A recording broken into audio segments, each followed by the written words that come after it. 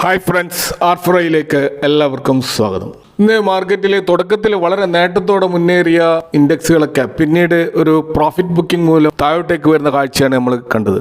Nifty ഒടുവിൽ 23,366 എന്നുള്ള വളരെ നിർണായകമായിട്ടുള്ള ഒരു ലെവലിലാണ് നിൽക്കുന്നത്.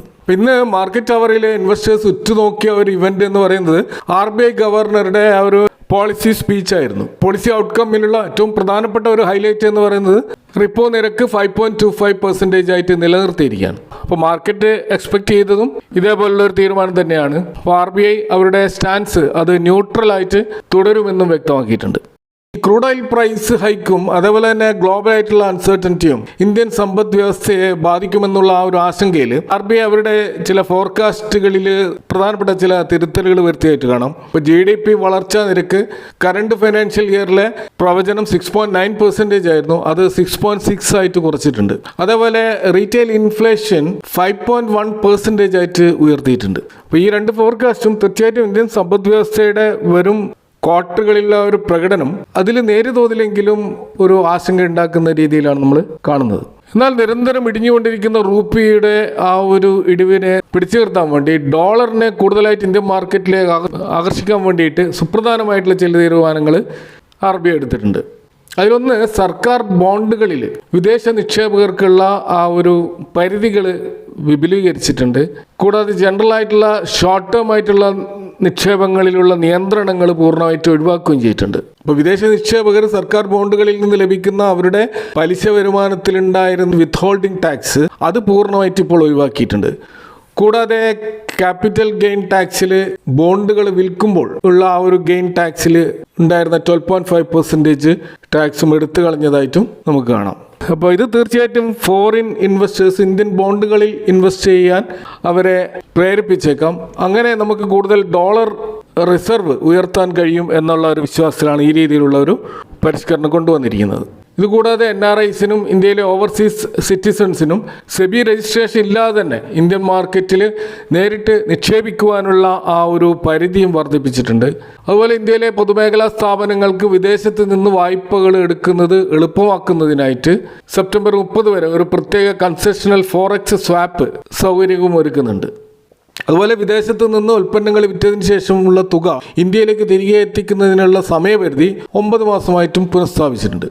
അപ്പോൾ തീർച്ചയായിട്ടും RBIയുടെ ഇത്തരം പ്രഖ്യാപനങ്ങൾക്ക് തൊട്ടു പിന്നാലെ മാർക്കറ്റിൽ ഒരു പോസിറ്റീവ് ചലനം ഉണ്ടാവുകയും ഡോളറിനെതിരെ രൂപയുടെ മൂല്യം കുറച്ച് സ്ട്രെങ്ത് നേടിയതായിട്ടും അത് 95 താഴെ പോയിട്ട് ട്രേഡ് ചെയ്യുന്നതായിട്ടും നമുക്ക് കാണാൻ കഴിയും. എങ്കിലും ഇന്ന് മാർക്കറ്റിൽ തുടക്കത്തിൽ ഉണ്ടാക്കിയിട്ടുള്ള ആ ഒരു മുന്നേറ്റം നിലനിർത്താൻ കഴിഞ്ഞില്ല. പിന്നീട് നല്ല തോതിലുള്ള ഒരു സെല്ലിംഗ് പ്രഷർ മാർക്കറ്റ് നേരിട്ടതായിട്ട് നമുക്ക് കാണാം. എങ്കിലും ഓവറോൾ മാർക്കറ്റ് ബ്രെഡ്ത്ത് പോസിറ്റീവായിട്ട് നിൽക്കുന്നുണ്ട്. കാരണം അഡ്വാൻസ് ചെയ്ത സ്റ്റോക്കുകളും ഡിക്ലൈൻ ചെയ്ത സ്റ്റോക്കുകളും തമ്മിൽ വലിയ അന്തരങ്ങളില്ല എന്ന് നമുക്ക് കാണാൻ കഴിയും. സ്മോൾ ക്യാപ്പിൽ നല്ല ബൈങ് നടന്നതായിട്ട് കാണാം. അവിടെ സ്മോൾ ക്യാപ്പ് ഇൻഡെക്സ് മാത്രമാണ് ഒരു ഫ്ലാറ്റ് പോസിറ്റീവ് ക്ലോസിംഗ് നമ്മൾ കാണുന്നത്. ഇന്ന് എടുത്തു പറയത്തക്ക സെക്ടറൽ പെർഫോമൻസും നമുക്ക് കാണാൻ കഴിയില്ല. പ്രധാനമായിട്ടുള്ള ഒരു സെക്ടറൽ പെർഫോമൻസ് കണ്ടത് മീഡിയ സെഗ്മെന്റിലാണ്. അപ്പോൾ അവിടെ ഒരു സെക്ടർ റൊട്ടേഷൻ നടക്കുന്നതായിട്ടാണ് നമുക്കിപ്പോൾ കാണാൻ കഴിയുന്നത്. കാരണം മറ്റ് സെക്ടറുകളൊക്കെ ചുവപ്പണിഞ്ഞ് നിൽക്കുമ്പോൾ ഈ മീഡിയ സെക്ടർ മാത്രമാണ് ഒരു 3% ഒരു പോസിറ്റീവ് മുന്നേറ്റം കാണിച്ചിട്ടുള്ളത്. അത് താരതമ്യേന വളരെ അപ്രധാനമായതും മാർക്കറ്റ് ക്യാപിറ്റലൈസേഷൻ കുറഞ്ഞ ഒരു ഇൻഡെക്സ് ആയതുകൊണ്ട് തന്നെ മൊത്തത്തിലുള്ള മാർക്കറ്റ് പ്രകടനത്തിന് വലിയ തോതിൽ കോൺട്രിബ്യൂട്ട് ചെയ്യാൻ ഈ മീഡിയ ഇൻഡെക്സിന് കഴിയാറില്ല. ഇനി നമ്മൾ ഇന്ന് കാര്യമായിട്ട് താഴേക്ക് പോയ ഒരു സ്റ്റോക്കാണ് വിപ്രോ. നമുക്കറിയാം വിപ്രോയുടെ ബൈബാക്ക് അവർ പ്രഖ്യാപിച്ചിരുന്നു. 250 രൂപക്കാണ് അവർ ബൈബാക്ക് പ്രഖ്യാപിച്ചത്. അതായത് ലാസ്റ്റ് ട്രേഡിംഗ് ഡേയിൽ പ്രൈസ് ആയിട്ടുള്ള 204 നിന്നും ഏകദേശം 22% ഒരു പ്രീമിയത്തിലാണ് അവർ ഓഹരികൾ വാങ്ങുന്നത്. ഒരു ശരാശരി ഇൻവെസ്റ്ററെ സംബന്ധിച്ചിടത്തോളം ഇത് വലിയ ലാഭമാണ്. കാരണം 200 രൂപയ്ക്ക് വാങ്ങിയിട്ട് 250 രൂപയ്ക്ക് കമ്പനി തന്നെ നമ്മളെ കയ്യിൽ നിന്ന് ഷെയറുകൾ വാങ്ങുമെന്ന് പറയുമ്പോൾ അത് വളരെ ആകർഷകമായ ഒരു ഓഫറാണ്. എന്നാൽ എന്നിട്ടും ഈ വിപ്രോ ഷെയർ പ്രൈസ് ഉയരാത്തതിൻ്റെ കാരണങ്ങൾ നമ്മൾ പരിശോധിച്ചാൽ മനസ്സിലാക്കുന്നത്, ഇപ്പോൾ കമ്പനി ബൈബാക്ക് ചെയ്യുന്നത് ആകെയുള്ള ഔട്ട്സ്റ്റാൻഡിംഗ് ഓഹരികളുടെ 5.7% മാത്രമാണ്. അതായത് നിങ്ങൾ 100 സ്റ്റോക്കുകൾ ടെൻഡർ റൂട്ടിലൂടെ വിൽക്കാൻ ശ്രമിച്ചാൽ മുൻഗണനാക്രമം അനുസരിച്ച് 15-20 സ്റ്റോക്കുകൾ മാത്രമായിരിക്കും വിപ്രോ ബൈബാക്ക് ചെയ്യുക. ബാക്കി വരുന്ന 80 സ്റ്റോക്കുകളും നിങ്ങളുടെ അക്കൗണ്ടിൽ തന്നെ തിരികെ വരും. കൂടാതെ വിപ്രോയുടെ വലിയൊരു ശതമാനം സ്റ്റോക്കുകളും ഏകദേശം 72% സ്റ്റോക്കുകളും അവരുടെ പ്രൊമോട്ടറായിട്ടുള്ള അസിം പ്രേംജിയും കുടുംബവുമാണ് കൈവശം വെച്ചിരിക്കുന്നത്. ഈ ബൈബാക്കിൽ പ്രൊമോട്ടർമാരും പങ്കെടുക്കുന്നുണ്ട്. അവിടെ പ്രൊമോട്ടർമാർക്ക് നിശ്ചയിച്ചിരിക്കുന്ന പെർസെൻറ്റേജ് കഴിഞ്ഞിട്ട് ബാക്കി വരുന്ന പെർസെൻറ്റേജിൽ മാത്രമേ റീറ്റെയിൽ ഇൻവെസ്റ്റേഴ്സിൻ്റെ ബൈബാക്ക് നടക്കുകയുള്ളൂ. ഇതുകൂടാതെ ചില വിവാദങ്ങളും വിപ്രോ കമ്പനിയുമായി ബന്ധപ്പെട്ട് നമ്മൾ വാർത്തകളിൽ കാണാം. വിപ്രോയുടെ പൂനെയിലുള്ള ഓഫീസിലെ ഒരു മുൻ വനിതാ പ്രൊജക്ട് മാനേജർ തൻ്റെ മേലധികാരിക്കെതിരെയും കമ്പനിക്കെതിരെയും അവരെ മാനസികമായി പീഡിപ്പിച്ചെന്നും ഹരാസ് ചെയ്തുമെന്നൊക്കെ ആരോപിച്ചുകൊണ്ട് കേസ് കൊടുത്തിട്ടുണ്ട്. അപ്പോൾ ഇത്തരം ഹരാസ്മെൻറ്റ് കണ്ടിന്യൂസ് ആയി നടന്നപ്പോൾ കമ്പനിയുടെ HR വിഭാഗത്തിനും ഉയർന്ന ഉദ്യോഗസ്ഥർക്കും പരാതി നൽകിയെങ്കിലും തനിക്ക് പിന്തുണ ലഭിച്ചില്ലെന്ന് യുവതി പറയുന്നു. പകരം കമ്പനി ഒഫീഷ്യൽസ് ചേർന്നുകൊണ്ട് തന്നെ ജോലിയിൽ നിന്നും പുറത്താക്കാൻ ശ്രമിക്കാനുണ്ടായതെന്നും അവർ പരാതിയിൽ പറയുന്നുണ്ട്. അപ്പോൾ അതുകൊണ്ട് ഈ ഒരു ഹറാസ്മെൻറ്റിന് എതിരെ 50 ലക്ഷം രൂപയുടെ നഷ്ടപരിഹാരം വേണമെന്നും തന്നെ ജോലിയിൽ തിരിച്ചെടുക്കണമെന്ന് ആവശ്യപ്പെട്ടാണ് ഇവർ വിപ്രോയ്ക്ക് ലീഗൽ നോട്ടീസ് അയച്ചിരിക്കുന്നത്. അപ്പോൾ അതിന്മേലെ ഇപ്പോൾ പോലീസ് അന്വേഷണം ആരംഭിച്ചിരിക്കുകയാണ്. അപ്പോൾ ഈ സംഭവത്തോട് വിപ്രോ ഔദ്യോഗികമായി പ്രതികരിച്ചിരിക്കുന്നത് ഈ തൊഴിലിടങ്ങളിലുള്ള ഈ പീഡനങ്ങളും അത്തരത്തിലുള്ള വിവേചനവും അതുപോലെ ജീവനക്കാരുടെ അവകാശ ലംഘനങ്ങൾ എന്നിവയോട് കമ്പനിക്ക് ഒരു സീറോ ടോളറൻസ് നയമാണുള്ളത്. ജീവനക്കാരുടെ അന്തസ്സും സുരക്ഷിതത്വവും ഉറപ്പാക്കാൻ കമ്പനി ബാധ്യസ്ഥരാണ്. പൂനെ പോലീസിന്റെ അന്വേഷണവുമായി കമ്പനി പൂർണ്ണമായി സഹകരിക്കുന്നുണ്ട്. അപ്പോൾ വിഷയം അന്വേഷണത്തിലായതിനാൽ കൂടുതൽ കാര്യം വെളിപ്പെടുത്താൻ സാധിക്കില്ല എന്നൊക്കെയാണ് കമ്പനിയുടെ ഒരു വിശദീകരണം വന്നിട്ടുള്ളത്. അപ്പോൾ IT മേഖലയിലുള്ള പ്രമുഖ കമ്പനികളിൽ ഇത്തരം വാർത്തകൾ വരുന്നത് നിക്ഷേപകർക്കിടയിൽ താൽക്കാലികമായിട്ടെങ്കിലും ഒരു ആശങ്ക ഉണ്ടാക്കുന്നുണ്ട്.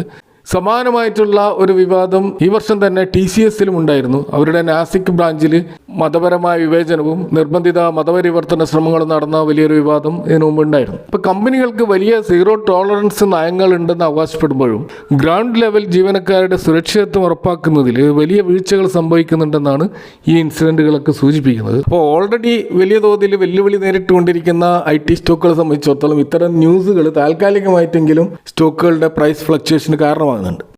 ഇനി നമ്മൾ മറ്റൊരു പ്രധാനപ്പെട്ട ഒരു റിപ്പോർട്ടിലേക്ക് വന്നു കഴിഞ്ഞാൽ ഇന്ത്യ തദ്ദേശീയമായിട്ട് നിർമ്മിക്കുന്ന മിലിറ്ററി ഡ്രോണുകൾക്കായിട്ട് ഏകദേശം 20,000 കോടിയിലധികം മൂല്യം വരുന്ന ഒരു മെഗാ ഓർഡറിന് തയ്യാറെടുക്കുകയാണെന്നുള്ള വാർത്ത പല ഇന്ത്യൻ ഡിഫൻസ് ഡ്രോൺ മേഖലയിലുള്ള സ്റ്റോക്കുകളിലും ഒരു കുതിച്ചുചാട്ടത്തിനുള്ള അവസരമായിട്ടാണ് ഇപ്പോൾ ഡെവലപ്പ് ചെയ്ത് വന്നിട്ടുള്ളത്.